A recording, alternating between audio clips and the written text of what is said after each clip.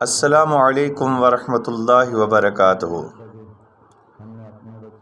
علامہ محمد سعید احمد اسد صاحب فرمایا کرتے تھے کہ اتنا اختلاف نہیں جتنی غلط فہمی ہے۔ آپ ہمیں سنیں، سمجھیں اور ہمارا موقف جانے بغیر بدعتی کا فتویٰ جڑ دیتے ہیں۔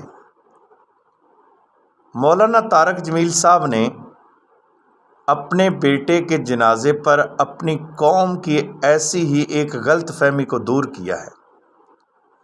اپنے بیٹے کے لیے قرآن خوانی کا اعلان کرتے ہوئے انہوں نے کہا کہ اصالہ ثواب یا قرآن خوانی یا ہماری مقامی زبان میں ختم شریف کی محفل ہوگی۔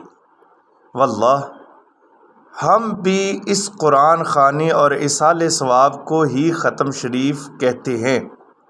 یہ مولانا صاحب کی آپ گفتگو سماعت کریں۔ ہم نے اپنے بچے کی قرآن خوانی جس کو ختم شریف ہماری یہاں کے اس میں ماحول میں بولا جاتا ہے، تو جمعرات کو انشاءاللہ اس مسجد میں ہم اپنے بچے کے لیے قرآن خوانی اور دعا کا اہتمام کریں گے۔